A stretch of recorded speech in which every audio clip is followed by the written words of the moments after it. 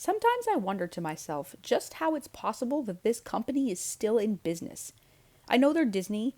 I know they have decades upon decades worth of experience in making money and generating stories. But if they continue to create flop after controversy after flop like this, I can't see them having any more goodwill with the fans, and the endless cash cow that they feel they have is going to dry up. But I guess they weren't content losing $900 million on their last 8 releases, because they seemed determined to lose even more. Star Wars has been all but sucked dry, and it's showing. Marvel is quickly coming to the end of its nutritional value as well. In fact, I think they hit the end of it with the introduction of She-Hulk, and the release of Indiana Jones and the Dial of Destiny was the last gasp for Lucasfilm before a sad but unlamentable death. So it seems as if there is nothing left to do but double down on their increasingly bad habit of trying to recreate their classic animated films into terrible live-action movies. This year's victims so far have been Peter Pan and Wendy and The Little Mermaid, and Disney does not look as if it's ready to slow down anytime soon, to the chagrin of us all. I think this is the 9th live-action film they have attempted, and all I can say is that every time I think they've reached a new low with these movies, they find a way to surpass my expectations. If I weren't so bewildered, I'd say it's kind of impressive. As it stands, they still have yet to get to Sleeping Beauty, where I'm certain Prince Philip won't even exist, and Aurora fights and kills the dragon herself. But with the way things are going, I'd say that version of the movie is only a few short years off. In the meantime, we'll just have to content ourselves with Snow Not White and the 7 diversity hires. Does anyone remember this movie? It came out just over 10 years ago and wasn't regarded as an all-around great film. Between the wooden acting of Kristen Stewart, the shenanigans happening behind the scenes of the film, and the general subpar writing, it was a movie that was pretty forgettable in the grand scheme of things. This movie will make this one look like a masterpiece in comparison. When I saw the pictures for this film, I honestly thought this was a joke. Someone had gotten a little too creative with their LARPing costumes, or that this was some sort of cosplay for Comic-Con or something. It took a while to sink in that this was an actual project that Disney was putting into production, and that it was set to release next year of all things. I guess after their recent events, the execs are desperate to put those films behind them and focus on the future. But instead, they're giving more the appearance of a monkey throwing feces at the wall trying to see what sticks. I don't know much more about this movie other than the fact that Snow White is Colombian now, and the dwarves are a diverse mix of genders, ethnicities, and heights, 6 of whom aren't even actually dwarves. Apparently, they are being called magical forest creatures to avoid the stigmatism of the term dwarf.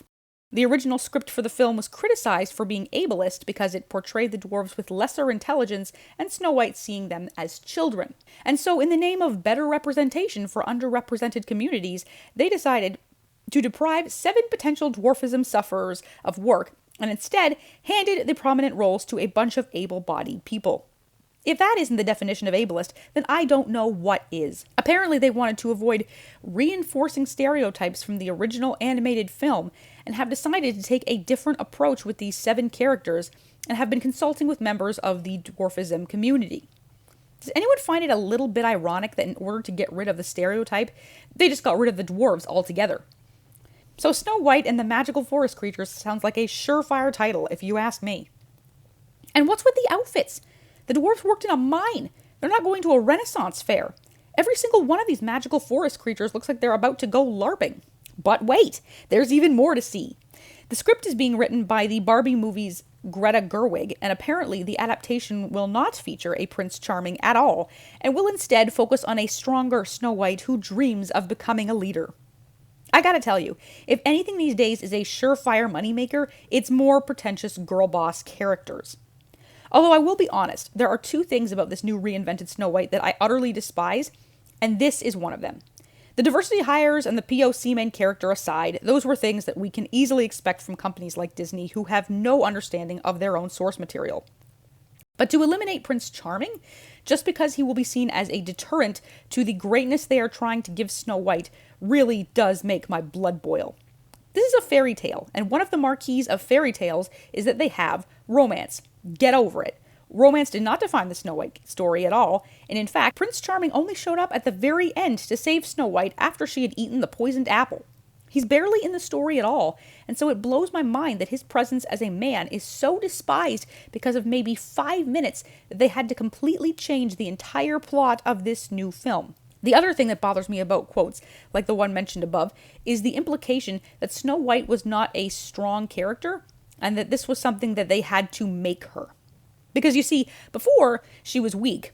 Before she was just a pretty princess who needed to be rescued and was fairer than them all and had the most beautiful voice and who charmed animals and the dwarves in the most interesting ways.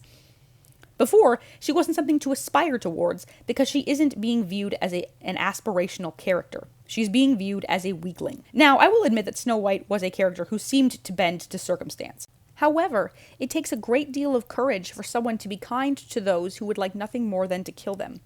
It takes a great deal of courage to survive on one's own and make a life for oneself outside of the one that they knew before. While Snow White is not Mulan, she's still one of those characters with an inner strength that still stands the test of time, but only if one is looking for it. That's part of the beauty of these older Disney princesses. The strength is there, you just have to know where to look for it. But of course, none of the traits I have mentioned are particularly appealing things to these writers, these execs, and these actors.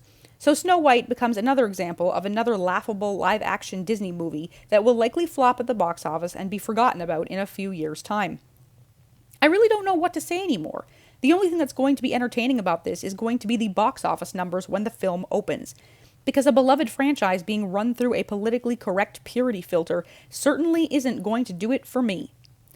Thanks so much for watching this video, guys. Be sure to let me know what other aspects of movies and pop culture you want me to talk about down in the comments section, and let's have a conversation about it.